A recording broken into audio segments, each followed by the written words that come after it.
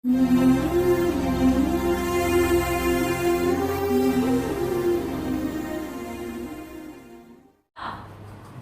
నామమునకు మహిమ కలుగునుగాక. చేరి వచ్చిన దేవుని పిల్లలకు ప్రభువైనటువంటి యేసుక్రీస్తు నామమున మీకు శుభములు కలుగునుగాక. హల్లెలూయా. గత 2 నెలల నుండి చర్చిలు మూతబడి,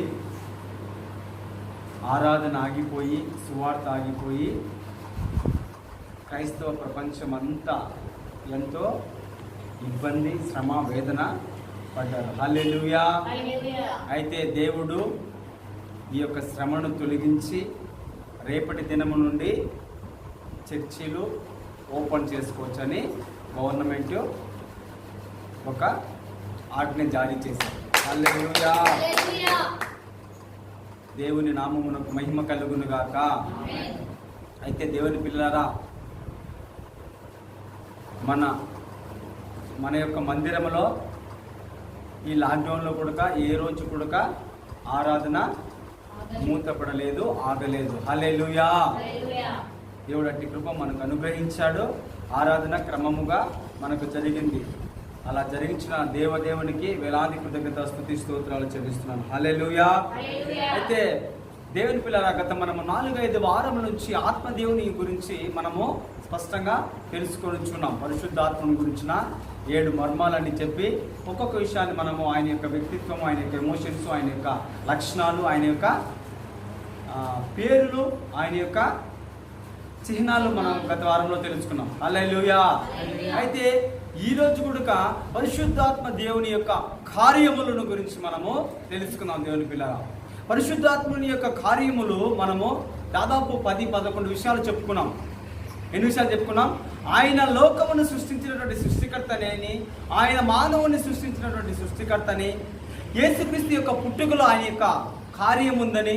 ఎందుకనగా పరిశుద్ధాత్మ నీ మీదికి వచ్చును, సర్వోన్నత శక్తి నిన్ను కమ్ముకును, పుట్టబోవు శిశువు దేవుని కుమారుడు అనబడినటువంటి వాక్యం మనం చూస్తాం. దేవుని పిల్ల, ఆయన యొక్క పునరుత్థానంలో పరిశుద్ధాత్మ దేవుని యొక్క కార్యము ఉన్నదని.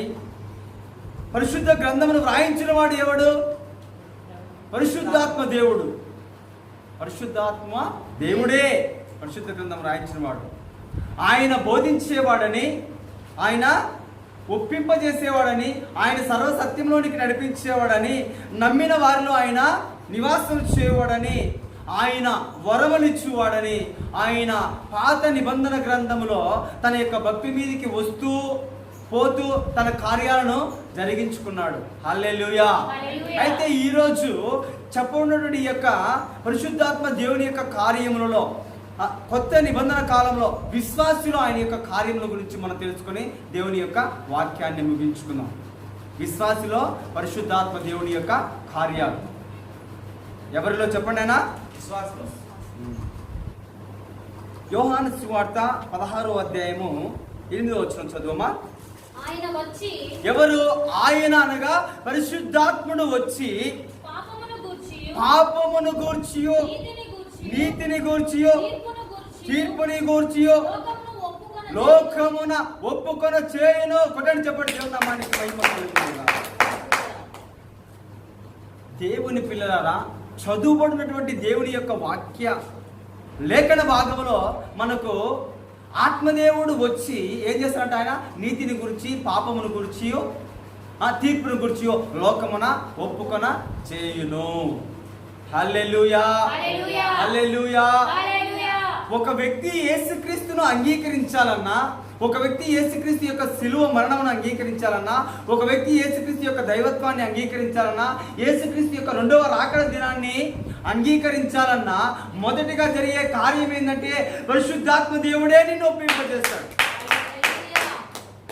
ఆయన యొక్క కార్యం లేకుండా ఎవడు కూడా యేసుక్రీస్తుని అంగీకరించడు, యేసుక్రీస్తుని ప్రభువుని స్వీకరించడు. అంతే దేవుని పిల్లలు. హల్లెలూయా. హల్లెలూయా. మీకు విషయం చెప్పనా? మొట్టమొదటిగా పరిశుద్ధాత్మ దేవుడు ఒక విశ్వాసులోనికి ప్రవేశించి ఒక విశ్వాసిని యేసుక్రీస్తుకి నడిపించాలంటే మొదటిగా జరగాల్సినటువంటి కార్యం ఏంటంటే యోహాను సువార్త 6వ అధ్యాయము 44వ వచనం చదువమా. నన్ను పంపిన తండ్రి ఏమని చెప్పి రాయబడింది ఇక్కడ చూడమ్మా. నన్ను పంపిన తండ్రి వానిని ఆకర్షించితేనే గాని ఎవడును ఫస్ట్ తండ్రి ఆకర్షించాలా? ఎవరిని? నిన్ను గాని నన్ను కానీ సర్వమానవాళిని. మానవాళి అంటే ఈ ప్రపంచ ప్రజలలో నుండి ఒక మనిషిని దేవుడు, తండ్రి అయినటువంటి దేవుడు ఆకర్షించితే అప్పుడు ఏం జరుగుతుందంటే పరిశుద్ధాత్మ దేవుడు యేసుక్రీస్తు దగ్గరికి నడిపిస్తాడు. ఎవరిని? విశ్వాసిని. హల్లెలూయా. దేవుని నామమునకు మహిమ కలుగును గాక. మొదటగా ఏం జరగాలి? తండ్రి ఆకర్షించాలి. ఎవరిని? మనల్ని. నిన్ను కానీ నన్ను కానీ ఎవరినైనా కానీ తండ్రి అయినటువంటి దేవుడు ఆకర్షించితే అప్పుడు పరిశుద్ధాత్మ దేవుడు ఏం చేస్తాడంటే ఆ మనిషి దగ్గరికి వచ్చి యేసుక్రీస్తులోనికి నడిపిస్తాడు. యేసుక్రీస్తుని ఒప్పుకునేటట్టు చేస్తాడు, పాపాన్ని ఒప్పుకునేటట్టు చేస్తాడు, బాప్తిస్మాన్ని ఒప్పుకునేటట్టు చేస్తాడు. హల్లెలూయా. దేవుని నామమునకు మహిమ కలుగును గాక. అందుకోసమే 1 కొరింథీయులకు రాసినటువంటి పత్రిక 12వ అధ్యాయం 3వ వచనం ఒకసారి చదువుమా. అక్కడ ఇందుచేత దేవుని ఆత్మ వలన మాటలాడువాడు ఎవడును యేసు శాపగ్రస్తుడని చెప్పడనియో పరిశుద్ధాత్మ వలన తప్ప ఎవడును. చూసారా, ఇక్కడ మనకు పరిశుద్ధాత్మ దేవుని వలనే యేసుక్రీస్తుని ప్రభువు అని అంగీకరిస్తారు. ఆ కార్యము మనం యేసుక్రీస్తుని నమ్ముకోవడానికి మొదటి కార్యం ఏంటంటే తండ్రి అయినటువంటి దేవుడు మనల్ని ఆకర్షించాలి. ఆ తర్వాత పరిశుద్ధాత్మ దేవుడు యేసుక్రీస్తు దగ్గరికి నడిపించి యేసుక్రీస్తుని దేవుడు ప్రభువు అని ఒప్పింపజేస్తాడు. అందుకోసమే ఆయన ఈ లోకంలోనికి వచ్చి నీతిని గురించి, పాపమును గురించి, తీర్పుని గురించి ఒప్పుకొని చేయను. నీతి పాపము, నీవు పాపమని, నీవు పాపమని గ్రహించేటట్టు ఆత్మదేవుడే కార్యం జరిగిస్తాడు. యేసు ప్రభు దగ్గరికి నడిపిస్తాడు ఆయన. యేసు ప్రభువు దేవుడని ఒప్పింపజేస్తాడు ఆయన. హల్లెలూయా. దేవుని నామమునకు మహిమ కలుగును గాక. చూసారా, తండ్రి అయినటువంటి దేవుడు మొదటిగా నిన్ను ఆకర్షించాలి. రెండవదిగా పరిశుద్ధాత్మ దేవుడు నిన్ను యేసుక్రీస్తు దగ్గరికి నడిపించి యేసుక్రీస్తు దేవుడని నిన్ను ఒప్పింపజేస్తాడు. హల్లెలూయా. ఆ తరువాత మనము చూసినట్లయితే దేవుని పిల్లలారా, విశ్వాసుల పరిశుద్ధాత్మ దేవుని యొక్క రెండో కార్యం ఏంటంటే యోహాను సువార్త 14వ అధ్యాయం 26వ వచనం చదువుమా. ఆదరణకర్త అనగా తండ్రి నా నామమున పంపబోవు పరిశుద్ధాత్మ సమస్తమును ఆయన మీకు బోధిస్తాడు.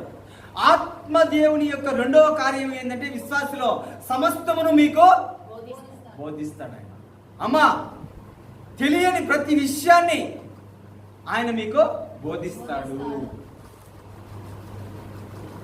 బోధించి మళ్ళీ యోహాను సువార్త 16వ అధ్యాయం 13వ వచనం చదువుమా. బోధించిన తర్వాత ఆయన ఏం చేస్తాడు? ఆయన వచ్చి మిమ్మును సర్వ చదువమ్మా. యోహాను సువార్త 16వ అధ్యాయం 13వ వచనం. అయితే ఆయన అనగా సత్య స్వరూపియగు ఆత్మ వచ్చినప్పుడు మిమ్మును విశ్వాసిని అంట. మొదట ఆయన ఏం చేస్తాడు? యేసుక్రీస్తు తండ్రి అయినటువంటి దేవుడు ఆకర్షించితే అప్పుడు రెండో విషయం యేసుక్రీస్తు దగ్గరికి నడిపిస్తాడు. నడిపించిన తర్వాత ఏం చేస్తున్నాడు? మళ్ళీ సమస్తాన్ని మనకు బోధిస్తున్నాడు. బోధించిన తర్వాత మళ్ళీ ఏం చేస్తున్నాడు? సర్వ సత్యంలోనికి మనల్ని తీసుకెళ్తున్నాడు.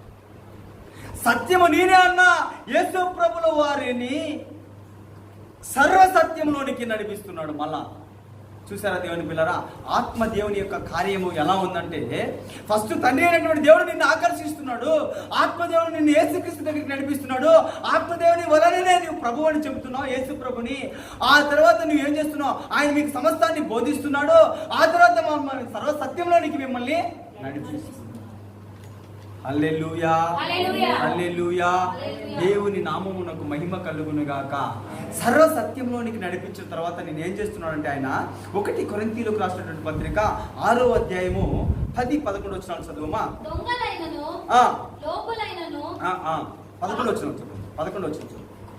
మీలో కొందరు అట్టివారే ఇంటిని గాని ప్రభు అయిన యేసుక్రీస్తు నామమును మన దేవుని ఆత్మయందును మీరు కడగబడి ఇప్పుడు ఏం చేస్తున్నాడు? ఆత్మదేవుడు మిమ్మల్ని పరిశుద్ధపరుస్తూ ఉన్నాడు. విశ్వాసం ఏం చేస్తున్నాడు? ఒక్కొక్క కార్యం మనం చూస్తూ వస్తున్నాం దేవుని పిల్లరా. మొదట ఆయన కార్యం ఏంటంటే యేసుక్రీస్తుని దగ్గరికి నడిపించడం, ప్రభువుని ఒప్పింపచేయడం, అవునా? మళ్ళీ బోధించడం, మళ్ళీ సర్వసత్యంలోనికి నడిపించడం, మళ్ళీ పరిశుద్ధుల్నిగా మనం చేస్తున్నాడు. హల్లెలూయా, దేవుని నామమునకు మహిమ కలుగును గాక. మీరు అదే విధంగా చూసినట్లయితే దేవుని పిల్లరా, 2 తెస్సలోనికీయులకు రాసిన పత్రిక 2వ అధ్యాయము 13వ వచనంలో కూడా ఆత్మ మిమ్మును పరిశుద్ధపరచుట వలన విశ్వాసుల్ని ఏం చేస్తున్నాడు? ఆత్మదేవుడు పరిశుద్ధ ప్యూరిఫై చేస్తున్నాడు. దేవుని పిల్లరా, లోకంలో నుంచి మిమ్మల్ని సపరేషన్ చేస్తున్నాడు. ఎక్కడి నుంచి? పాపము నుంచి, లోకంలో నుంచి, అంధకార శక్తుల నుంచి, చీకటి శక్తుల నుంచి, దయ్యముల నుంచి, దురాత్మల నుంచి, ఈ లోక సంబంధమైనటువంటి దుర్వ్యాపారం నుంచి మిమ్మల్ని ఏం చేస్తున్నాడు? ఆయన సపరేషన్, వేరుపరుస్తున్నాడు. దేవుని పిల్లరా, ఆత్మదేవుడు చేసేటువంటి పని చూసారా? దేవుని పిల్లరా, 3వ పని ఏంటంటే ఆయన మిమ్మల్ని ఏం చేస్తున్నాడు చెప్పండి? ఏం చేస్తున్నాడమ్మా? పరిశుద్ధపరుస్తున్నాడు. దేవుని పిల్లరా, హల్లెలూయా. అదే 1 పేతురు రాసిన పత్రిక 1వ అధ్యాయం 1వ వచనంలో కూడా ఆత్మ వలన పరిశుద్ధత పొందిన వారే అనే మాట రాయబడింది. దేవుని ఒక మాట ఆసారి చదువు మా మాట. ఆత్మ వలన పరిశుద్ధత పొందిన వారే. చూసారా? ఆత్మదేవుడు మిమ్మల్ని ఏం చేస్తున్నాడు? చదువుకున్నటువంటి 3 లేఖన భాగంలో కూడా ఆత్మదేవుడు మనల్ని ఏం చేస్తున్నాడు? పరిశుద్ధపరుస్తున్నాడు. హల్లెలూయా. ఇకపోతే 4వ విషయం ఏంటంటే దేవుని పిల్లరా, నమ్మిన విశ్వాసులలో నివాసము చేయువాడు. నమ్మిన విశ్వాసులు ఏం చేస్తున్నాడు? ఆయన నివాసం చేస్తున్నాడు. ఎందుకనగా దేవుని యొక్క వాక్యం సెలవిస్తుంది. దేవుని పిల్లరా, 1 కొరింథీయులకు రాసినటువంటి పత్రిక 3వ అధ్యాయం 16వ వచనంలో ఒక మాట రాయబడింది. చదువమా. అయ్యా, చదువున్నటువంటి దేవుని వాక్య భాగములో మీరు ఏమైనారో? మీరు ఏమైనారో? దేవుని ఆలయమై ఉన్నారు. చూసారా? దేవుని ఆత్మ మీలో నివసించుచున్నాడు. హల్లెలూయా. దేవుని నామమునకు మహిమ కలుగునుగాక. మనం ఏమై ఉన్నాం? దేవుని ఆలయం. దేవుని ఆత్మ మనలో నివసించుచు ఉన్నాడు. హల్లెలూయా. ఇదే మాట ఏం చెప్పబడిందంటే దేవుని పిల్లరా, దేవుని ఆత్మ మనలోనికి రావడము ఒక భాగము, దేవుని ఆత్మ మన మీదికి రావడము ఒక భాగము. ఈ విషయంలో క్లారిటీ లేకుండా క్రైస్తవ ప్రపంచమంతా గలిబిలి గందరగోళానికి గురవుతున్నారు. దేవుని పిల్లరా, ఆత్మదేవుడు హృదయంలో నివాసం చేయడం ఏంటి? హృదయంలో నివాసం చేసిన తర్వాత జరిగే అనుభవాలు, కార్యాలు ఏమిటి? ఆత్మదేవుడు మీదికి వచ్చిన తర్వాత అమ్మా నీళ్ళు ఏం చేస్తాం? మనము తాగుతాం. మళ్ళీ నీళ్ళతో మనం ఏం చేస్తాం అంటే 2 విధాలుగా మనకు నీరు ఉపయోగపడుతుంది. అమ్మా, పరిశుద్ధాత్మ దేవుని యొక్క చిహ్నం ఏంటి? చిహ్నాల్లో ఒకటేంటి? పరిశుద్ధాత్మ దేవుని యొక్క చిహ్నాల్లో నీరు తాగుతాము. మళ్ళీ నీళ్లు తాగడం వల్ల శరీరానికి ఏమవుతుంది? స్నానం చేసుకోవడం వల్ల. ఈ 2 విషయాలలో క్లారిటీ లేక క్రైస్తవ ప్రపంచము గలిబిలి గందరగోళానికి గురవుతుంది. దేవుని పిల్లరా, ఆత్మదేవుడు మీరు దేవునికి ఆలయమై ఉన్నారు, దేవుని ఆత్మ మీలో నివసించుచున్నాడని దేవుని యొక్క వాక్యం సెలవిస్తుంది. దేవుని ఆత్మ మనలో నివాసం చేస్తే, పరిశుద్ధాత్ముడు మనలో నివాసం చేస్తే ఒక విశ్వాసంలో జరిగేటువంటి కార్యాలు ఏంటి? పరిశుద్ధాత్మ దేవుడు మన మీదకి వస్తే విశ్వాసంలో జరిగే కార్యాలు ఏమిటి? ఈ 2 విషయాలు మనము సపరేషన్ చేసుకొని దేవుని యొక్క వాక్యాన్ని బోధించాలి. దేవుని పిల్లరా, అలా బోధించినప్పుడే మనకు సరైనటువంటి అవగాహన వస్తుంది. దేవుని పిల్లరా, హల్లెలూయా. హల్లెలూయా. గలతీయులకు రాసిన పత్రిక 4వ అధ్యాయం 6వ వచనం చదువుమా.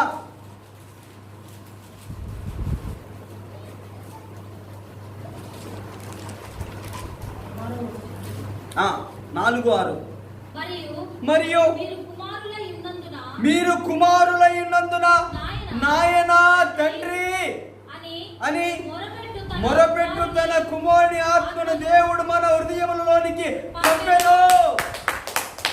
చూసారా దేవుని పిల్లరా, నాయన తండ్రి అని మొరపెట్టే తన కుమారుని ఆత్మను మన హృదయంలోనికి దేవుడు పంపాడు. మన హృదయంలో దేవుడు నివాసం, ఆత్మదేవుడు నివాసం చేస్తున్నాడు దేవుని పిల్లరా.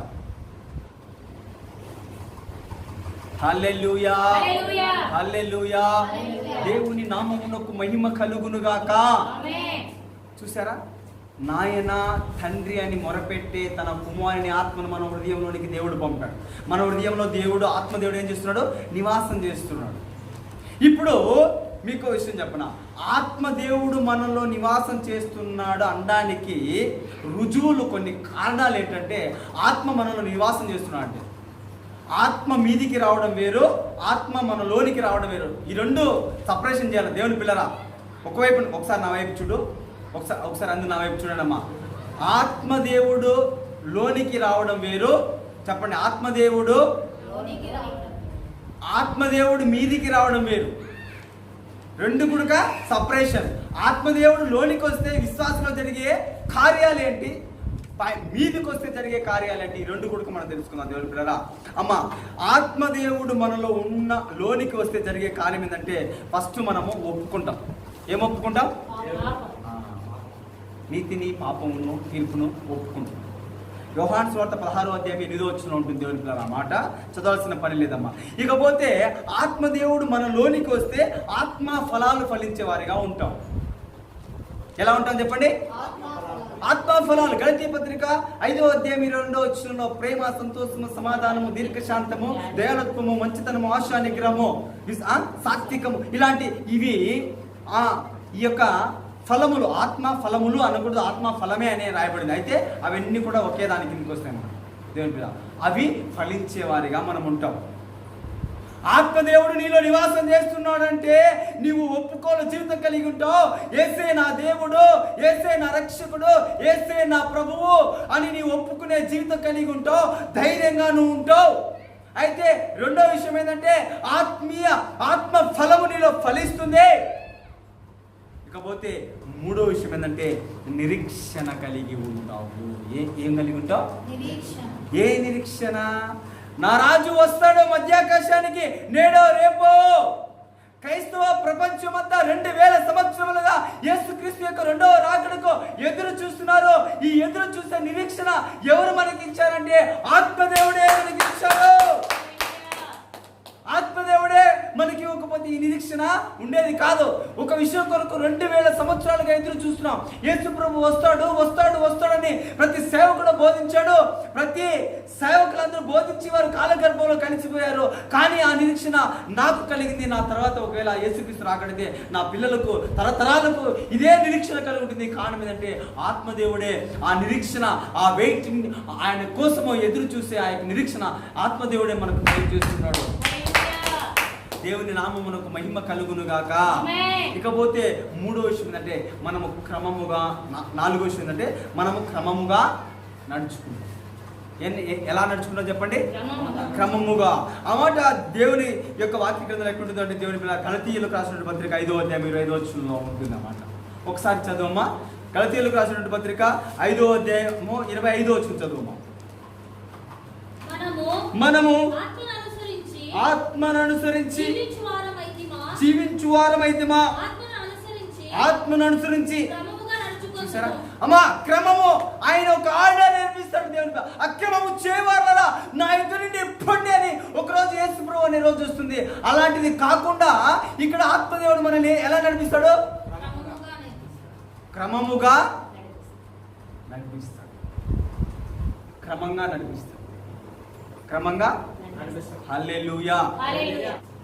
ఆత్మదేవుడు మనలోనికి వస్తే ఫస్ట్ ఒప్పుకుంటాము, ఆత్మ ఫలాలు ఫలించే వారిగా ఉంటాము, నిరీక్షణ కలిగే వారిగా ఉంటాము, క్రమముగా నడుచుకునే వారిగా ఉంటాం. ఇకపోతే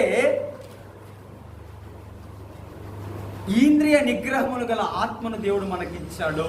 అంటే నిగ్రహం కలిగిన శక్తి, పాపాన్ని జయించే శక్తి మనకు దేవుడు అనిపించాడు. 2 తిమోతికి రాసిన పత్రిక 1వ అధ్యాయం 7వ వచనం చదువుమా.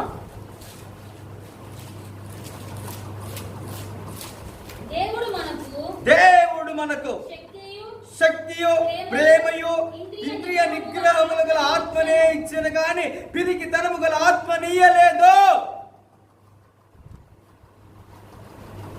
మనలోనికి ఆత్మదేవుడు ఇస్తే ఇలాంటి శక్తి కలిగిన ఆత్మను మనకు దేవుడు ఇస్తాడు. హల్లెలూయా. దేవుని నామమునకు మహిమ కలుగును గాక.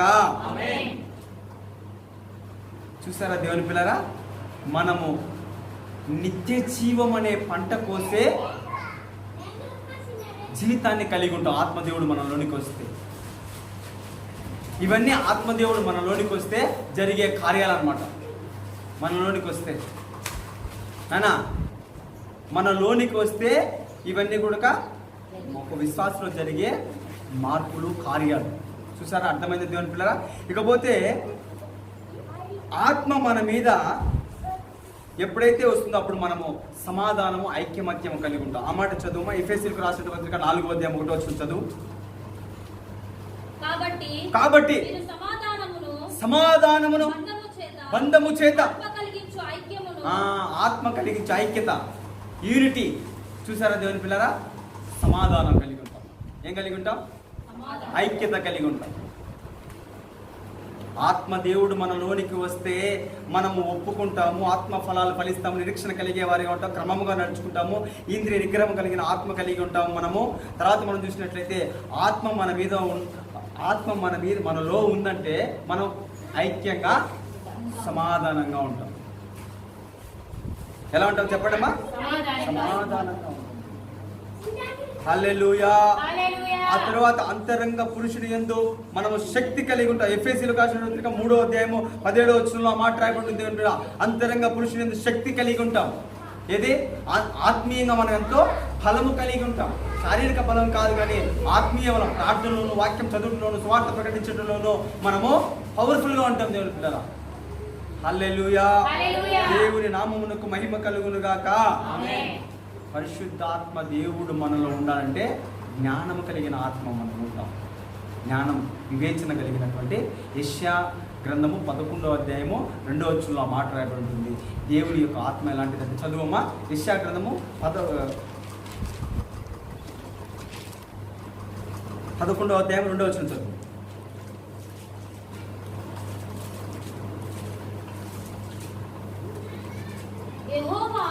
యెహోవా ఆత్మ జ్ఞాన వివేకములకు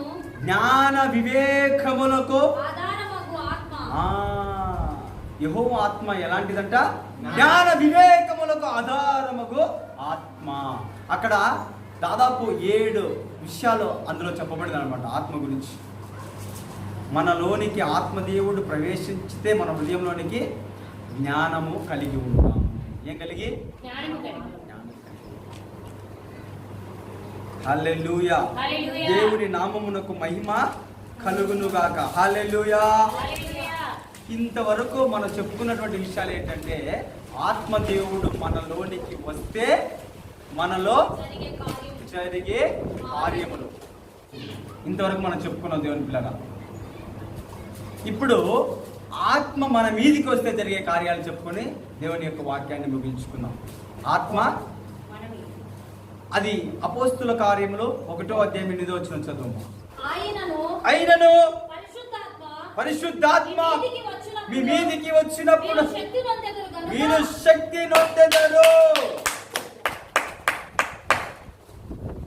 పరిశుద్ధాత్మ మీ మీదికి వస్తే ఏం జరుగుతుంది? శక్తి నొందెదరు. ఇది మీదికి రావడం అంటే ఏంటంటే ఇది. లోనికి రావడం అంటే ఆ విషయాలు నేర్చుకున్నాం మనం. మీదికి రావడం అంటే ఏం జరుగుతుంది? శక్తి నొందెదరు. హల్లెలూయా. దేవుని నామమునకు మహిమ కలుగును గాక. పరిశుద్ధాత్మ మీదికి రావడంలో మీకు ఒక 4 అనుభవాలు చెప్తాను నేను. ఎన్ని అనుభవాలు? 4 అనుభవాలు. పరిశుద్ధాత్మ మీదికి రావడం. మొదటగా ఏం చదువమ్మా? అపోస్తుల కార్యములు 2:38 చదువమ్మా.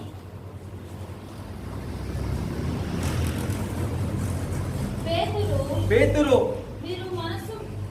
మీరు మారు మనస్సు పొంది పాప క్షమాపణ నిమిత్తము ప్రతివాడు యేసుక్రీస్తు నామమున బాప్తిస్మము పొందుడి. అప్పుడు మీరు పరిశుద్ధాత్మను వరము పొందుదురు. దేవుని పిల్లలారా, పరిశుద్ధాత్మను వరము పొందడము, పరిశుద్ధాత్మ మనలోనికి రావడము రెండు వేరుగా ఉన్నాయి కదా. చూశారు కదా దేవుని పేర. ఫస్ట్ ఏమన్నాడు, ఆత్మదేవుడు మన హృదయంలోనికి వస్తాడు. బాప్తీసం తీసుకోకమునిపే వస్తున్నాడు ఆయన. బాప్తీసం తీసుకోకమునిపే మన హృదయంలోకి ఎవరు వస్తున్నారు? పరిశుద్ధాత్మ దేవుడు వస్తున్నాడు. అది మనం లేఖనాలు చదువుకున్నాం. ఎక్కడెక్కడ చదువుకున్నాము? తండ్రి అయినటువంటి దేవుడు ఆకర్షించితేనే కానీ ఎవడు కూడా యేసుక్రీస్తు దగ్గర రాలేడు. యేసుక్రీస్తుని ఒప్పుకోవాలంటే పరిశుద్ధాత్మ దేవుడి కార్యమే జరగాలి. అసలు బాప్తీసం లేకుండా ఈ కార్యాలన్నీ జరుగుతున్నాయి. అయితే బాప్తీసం తీసుకోవడం వల్ల ఏం జరుగుతుందంటే పరిశుద్ధాత్మను వరము మనము పొందుతూ ఉన్నాము. హల్లెలూయా. ఇకపోతే రెండో విషయం మళ్ళా ఏం జరిగిందంటే యోహాను సువార్త 20:22 చదువమా.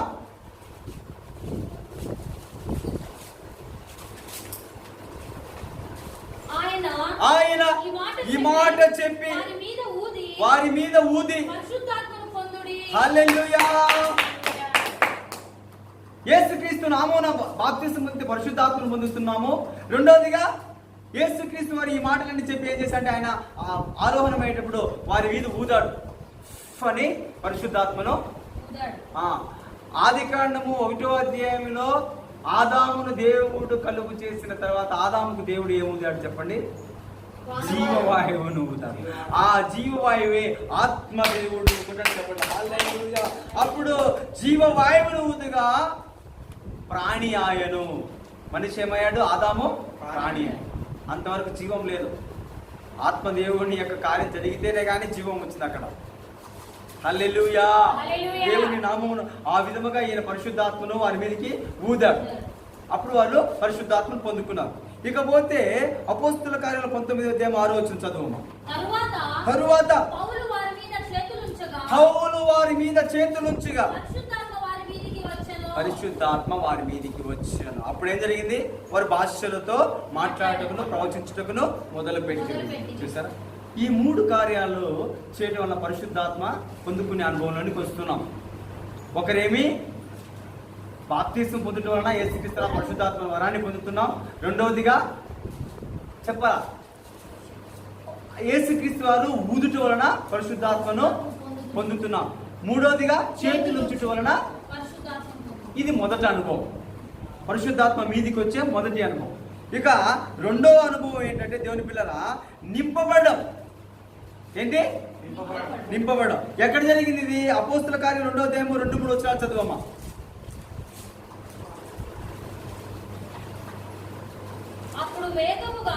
అప్పుడు వేగముగా వీచు బలమైన గాలి వంటి యొక్క ఆకాశము నుండి అకస్మాత్తుగా వారు కూర్చున్న ఇల్లంతయు నిండెను. ఏమని? నిండెను అంటే నింపబడ్డం. హల్లెలూయా. అపోస్తుల కార్యము 4వ అధ్యాయం 31 కూడా చదువమ్మా. వారు ప్రార్థన చేయగానే వారు కూడి ఉన్న చోట పంపించును. అప్పుడు వారందరూ చూసారా నాయన? పరిశుద్ధాత్మతో నిండిన వారై అంటే నింపబడ్డం. పొందడం వేరు, నింపబడ్డము వేరువేరుగా కనిపిస్తుంది. అనుభవాలు అంటే పరిశుద్ధాత్మను పొందే అనుభవాలు మొదటి అనుభవం పొందాలా, రెండోదిగా నింపబడాలా. చూసారా? అపోస్తుల కార్యము 10వ అధ్యాయము 46 చదువుమా. సున్నతి పొందిన వారిలో పేతురుతో కూడా వచ్చిన విశ్వాసులందరూ పరిశుద్ధాత్మ వరము అన్య జనుల మీద సైతము చూసారా? కుమ్మరించబడు చూచి విభ్రాంతి. హల్లెలూయా. పరిశుద్ధాత్మ దేవుని పొందుకోవడంలో రెండో అనుభవం ఏంటంటే కుమ్మరింపబడ్డం, నింపబడ్డం. చూసారా? అది మీదికి రావడం అన్నమాట దేవుని పిల్లలు. హల్లెలూయా. ఇక మూడో అనుభవం ఏంటంటే ప్రవహించడం. ఏం చెప్పండి? ఈ ప్రవహించడం కంటే ముందు మనం ఏం చేస్తాం అంటే నింపబడంలో మనం కొన్ని విషయాలు తెలుసుకుని దేవుని యొక్క వాక్యాన్ని ముందుకు తీసుకెళ్దాం దేవుని పిల్లరా. రెండో అనుభవం ఏంటి? పరిశుద్ధాత్మతో నింపబడం. అనగా నింపబడిన తర్వాత ఏం జరుగుతుందంటే దేవుడు మనకు వరాలు ఇస్తాడు. ఏమిస్తాడు? ఆత్మదేవుడు వరాలు ఇస్తాడు. ఆత్మదేవుడు మనలో నివాసం చేయడము వేరే కార్యాలు, ఆత్మదేవుడు మీదికి రావడము వేరే. పరిశుద్ధాత్మ ఎలా పొందుతామన్న విషయము, బాప్తిసం పొందితే మనము పరిశుద్ధాత్మను పొందుతాం. అయితే దేవుని పిల్ల రెండో అనుభవంలోనికి వచ్చే సమయానికి ఏమైందంటే నింపబడడం అంటే దేవుని యొక్క వరాలను మనం పొందుకునే స్థాయికి వస్తాము. హల్లెలూయా.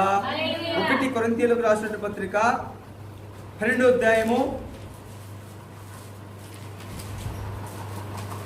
6, 7, 8 వచ్చిన చదువు. అక్కడ ఆ యొక్క వరాలు, కృపావరాలు ఉన్నాయి దేవుని పిల్లల. ఏ వరాలు? కృపావరం. 7 విషయాలు కనిపిస్తాయి అక్కడ. ఉండుమా. ప్రవచన వరము, పరిచర్య, బోధించడము, హెచ్చరించడము, పంచిపెట్టడము, పై విచారణ చేయడము, కరుణించడము. ఈ యొక్క విషయాలు 7 విషయాలు అనే ఆ మాటలో ఆ యొక్క కృపావరాలు మనకు దేవుడు ఇస్తాడు. ఆత్మదేవుడే ఇచ్చింది. ఆ తర్వాత ఆత్మవరాలు ఏమున్నాయి? బుద్ధివాక్యము, జ్ఞానవాక్యము. ఆత్మవరాలు ఎక్కడ ఉన్నాయంటే 1 కొరింథీయులకు రాసిన పత్రిక 12వ అధ్యాయము 8 నుంచి 10 వచనాల్లో కనిపిస్తుంది అనమాట. ఏమి? బుద్ధివాక్యము, జ్ఞానవాక్యము, విశ్వాసవాక్యము, స్వస్థపరచు వరము, ఆత్మ వివేచన శక్తియు, ప్రవచన వరము, దేవుని పిల్లల అద్భుతం చేయవరము, నానావిధ భాషల వరము, భాషలకు అర్థం చెప్పు వరము. మొత్తం ఇవి 9. పైన చెప్పబడినటువంటివి 7. 9, 7 ఎన్నిమా? 16.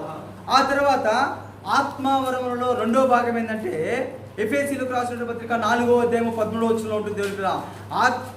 అదేంటంటే 1 అపోస్తులు, 2 ప్రవక్తలు, 3 సువార్థికులు, 4 కాపరులు, 5 ఉపదేశకులు. మొత్తము 21 కృపావరాలు బైబిల్ చెప్పబడింది. ఎన్ని? 20. ఈ యొక్క కృపావరాలు ఇచ్చేది ఎవరు? ఆత్మదేవుడే. చాలా మంది కృపావరాలు 1వ శతాబ్దంలోనే ఆగిపోయాయి అని చెప్పి బోధిస్తూ ఉన్నారు. అంటే ఆత్మవరాలు కానీ కృపావరాలు కానీ ఏమీ లేవు. భాషలు మాట్లాడవరం కానీ, భాషలకు అర్థం చెప్పుకోవడం కానీ, స్వస్థత వరం కానీ ఇవన్నీ ఏమి లేవు. అవి 1వ శతాబ్దంలోనే ఆగిపోయాయని బోధిస్తారు. దేవుని పిల్లరా, మీకు విషయం ఏంటంటే దేవుడు సాతానికి అభిషేకాన్ని ఇచ్చాడు. ఏమైనా ఎన్నిక తీసుకున్నాడా? ఆ అభిషేకం అలాగే ఉండిపోయింది వాడికి. సాతానికి అదే విధంగా వరాలు కూడా ఇచ్చాడు. ఆ వరాలు అలాగనే ఉండిపోయాయి. ఒకసారి దేవుడు ఇస్తే దాన్ని మళ్ళీ తిరిగి దేవుడు ఎన్నిక తీసుకోడు. మొదట యేసుక్రీస్తు వారు ఆత్మదేవుడు సంఘానికి ఏం చేశాడంటే కృపావరాలు, ఆత్మ వరాలు ఇచ్చాడు. అవి ఎన్నిక తీసుకుంటాడా? సాతానికి నుండే ఎన్నిక తీసుకుని ఆయన సంఘానికి కొరకు ప్రాణం పెట్టి రక్తం కార్చిన ఆయన ఇచ్చినటువంటి ఆ యొక్క వరాలని వెనక్కి తీసుకుంటాడా? తీసుకోడు. పైగా 1వ శతాబ్దంలో ఎక్కువ రోగాలు ఉన్నాయా? ఇప్పుడు ఎక్కువ రోగాలు ఉన్నాయా? అంటే ఆ రోజుల్లో రోగాలకి స్వస్థత వరం అవసరమైనప్పుడు, ఈ రోజుల్లో రోగాలైనప్పుడు ఎందుకు ఆయన ఎన్నిక తీసుకుంటున్నాడు అంటే వీరికి సరైనటువంటి వాక్య జ్ఞానము, వాక్య లేఖన జ్ఞానం తెలియక ఇలా చెబుతున్నాడు. దేవుని పిల్లల, నేటికి దేవుని యొక్క వాక్యం ఏమని చెప్తుందంటే ప్రభు అయినటువంటి యేసుక్రీస్తు యొక్క ప్రత్యక్షత దినం వరకు ఈ యొక్క కృపావరాలు నిలిచి ఉన్నాయి. కొంతమంది ఏం చెప్తారంటే పూర్ణమైన ఒక మాట చదువమ్మా. హల్లెలూయా. 1 కొరింథీయులకు రాసినటువంటి పత్రిక 13వ అధ్యాయము 12వ వచనం చదువమ్మా.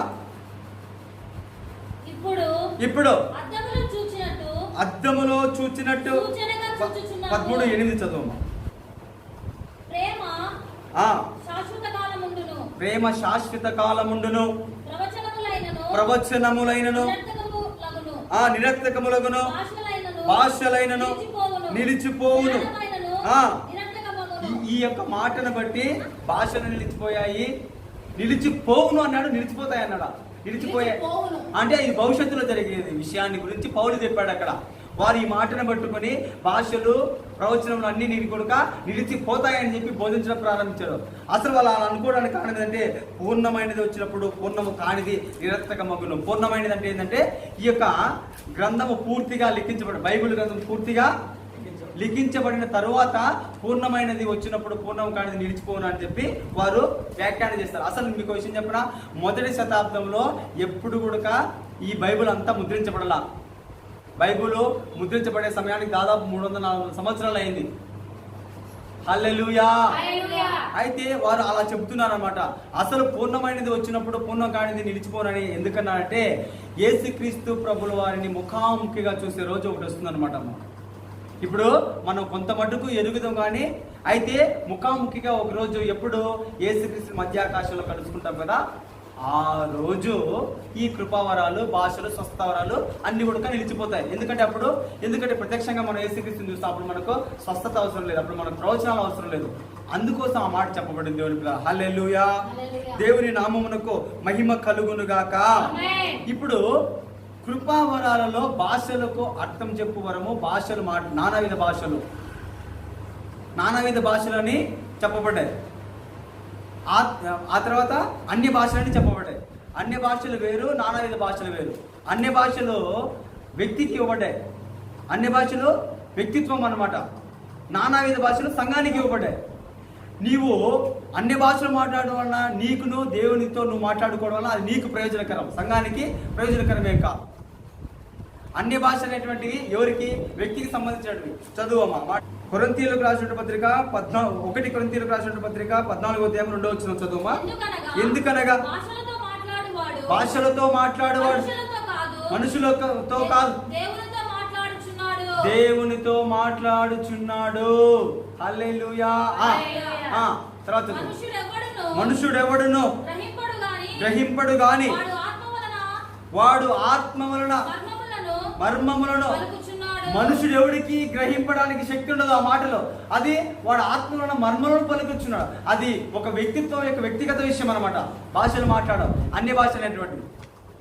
ఓకే, అన్య భాషలు వేరు, నానావిధ భాషలు వేరు. నానావిధ భాషలు ఎక్కడ రాయబడింది? 1 కొరింథీయులకు రాసిన పత్రిక 12వ అధ్యాయం 10వ వచనం చదువమ్మా. మరి ఒకనికి అద్భుత కార్యములను చేయు శక్తియు, మరి ఒకనికి ప్రవచన వరమును, మరి ఒకనికి ఆత్మల వివేచనయు, మరి ఒకనికి. చూసారా, నానావిధ భాషలు ఇవి సంఘానికి ఇవ్వబడ్డాయి. సంఘంలో నానావిధ భాషలు మాట్లాడవచ్చు. అర్థం చెప్పేవారున్నా అర్థం చెప్పవచ్చు, అర్థం చెప్పేవారు లేకపోయినా ఏమీ ప్రాబ్లం లేదు దేవుని పిల్లల. కాబట్టి నానావిధ భాషలు వేరు, అన్ని భాషలు వేరు. అన్ని భాషలు ఒక వ్యక్తి యొక్క వ్యక్తిత్వము, నానావిధ భాషలు అవి సంఘముకు సంబంధించినటువంటి విషయం దేవుని పిల్లల. హల్లెలూయా. అయితే భాషలు బైబిల్లో ఎన్ని రకాలంటే చదువమ్మ. భాషలు ఎన్ని రకాలు? 1 కొరింథీయులకు రాసిన పత్రిక 13వ అధ్యాయం 1వ వచనం చదువమ్మా.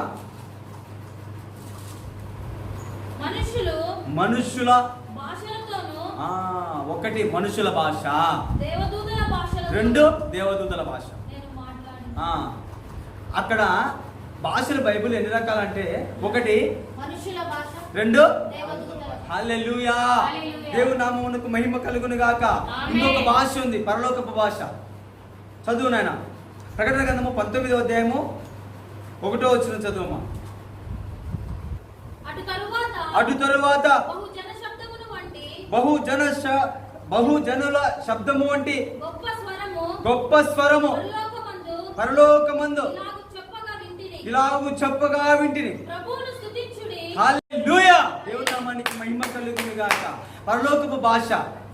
ఏ భాష అది? పరలోక భాష. ప్రభువుని స్తుతించుడే అంటే కింద హల్లెలూయా అనే మాట ఉంటుంది అనమాట. అంటే పరలోకపు భాష ఒకటి ఉంది, అది దేవుని భాష. ఏ భాష? దేవుని భాష. హల్లెలూయా. దేవుని నామమునకు మహిమ కలుగును గాక. ఆ తర్వాత మనం చూసినట్లయితే నానావిధ భాషలు 1 కొరింథీయులకు రాసిన 12వ అధ్యాయం 10వ వచనంలోను, అన్య భాషలు అపోస్తలుల కార్యం 2వ అధ్యాయము 4వ వచనంలోను అన్య భాషల గురించి చెప్పబడింది. మనుషుల భాష, దేవదూతల భాష, పరలోకపు భాష, అన్య భాషలు, నానావిధ భాషలు. ఈ భాషల గురించి బైబిల్ చెప్పబడింది. హల్లెలూయా. ఈ యొక్క అన్య భాషలకు, నానావిధ భాషలకు అర్థం తెలియక ఇబ్బంది పడుచున్నారు జనాలు. హల్లెలూయా. అయితే ఆత్మదేవుడు మనలోనికి వస్తే జరిగే కార్యములు 1, ఆత్మదేవుడు మన మీదకి వస్తే జరిగే కార్యములు 1. ఆత్మదేవుడు మన మీదకి వస్తే ఆయన మనకు వరాలతో నింపుతాడు. లోనికి వస్తే క్రమంగా నడుచుకునే ఆయన సెల్ఫ్ క్యారెక్టర్ని క్రమంగా నడుచుకోవడానికి స్థిరపరుస్తాడు. హల్లెలూయా. అట్టి కృప దేవుడు మనకు దయచేయునుగాక. ఈ వాక్యం దేవుడు దీవించునుగాక. ప్రార్థన చేస్తాం. అందరూ నాతో పాటు ఏకీభవించండి. సర్వశక్తిమంతుడా, సర్వాధికారి ఈ పాదములకు స్తోత్రములు, వందనములు, కృతజ్ఞతలు చెల్లిస్తున్నాం. ఈ సమయంలో ప్రభా ఆత్మదేవుని గూర్చిన కార్యములు ప్రభా ఒక విశ్వాసిలో ఎలా ఉంటాయనే విషయాన్ని మేము అయా ఈరోజు తెలుసుకున్నాం. ప్రభా ఆత్మదేవుడు లోనికి వస్తే మనం ఏ విధంగా ఉంటాము, ఆత్మదేవుడు మీదికి వస్తే మనకు ఏ విధమైనటువంటి కార్యాలు జరుగుతాయనేటువంటి విషయాలు మేము తెలుసుకున్నాం. ప్రభా ఈ యొక్క వాక్యం ద్వారా అనేకులు ఎవరు కూడా కన్ఫ్యూజన్కు గురవ్వకుండా ప్రభా ఆత్మదేవుడు చేసేటువంటి ఆయా కార్యాలలో అందరూ తెలుసుకొని మంచి అవగాహన కలిగి ఉన్నట్లు, అలాగనే కూడా ప్రభా కృపావరాలు ఆత్మావరాలు నిలిచిపోయాయి, ఆగిపోయాయని చెప్తున్నటువంటి వారు కూడా కళ్ళు తెరవబడి ఆ యొక్క దుర్బోధన నుంచి బయటకు వచ్చి యేసుక్రీస్తు యొక్క రెండవ రాకడ వరకు ఈ యొక్క ఆత్మ వరాలు, కృపావరాలు నిలిచి ఉంటాయని, భాషలు మాట్లాడు వరము, భాషలకు అర్థం చెప్పు వరము, నానావిధ భాషలు, అన్య భాషలు కూడా ఉన్నాయని ప్రతి ఒక్కరూ తెలుసుకొని దాని ప్రకారం వారు జీవించినట్లు, వారి యొక్క స్థితిగతులను మెరుగుపరుచుకున్నట్లు కార్యం జరిగించుమని ఈ యొక్క వాక్యమైన నీ బిడ్డలకు మంచి జ్ఞానమును దయచేయమని మమ్మల్ని సమయాన్ని పాదాలకు సమర్పణ చేసుకొని వచ్చినాం. అలాగనే యూట్యూబ్ ద్వారా ఎంతమంది అయితే ఈ యొక్క వాక్యాన్ని వీక్షిస్తున్నారో, చూస్తున్నారో, వింటున్నారో అటువంటి వారి కూడా ఈ యొక్క ఆత్మదేవుడి యొక్క ప్రత్యక్షతలో భాగంగా ఆత్మదేవుడు మీదికి వస్తే జరిగే కార్యాలు, లోనికి వస్తే జరిగే కార్యాలు సంపూర్ణంగా తెలుసుకున్నట్లు సహాయం చేయమని యేసు పరిశుద్ధ నామమున ప్రార్థించి అడిగి వేడుకొనుచున్నాం పరమ తండ్రి. హల్లెలూయా.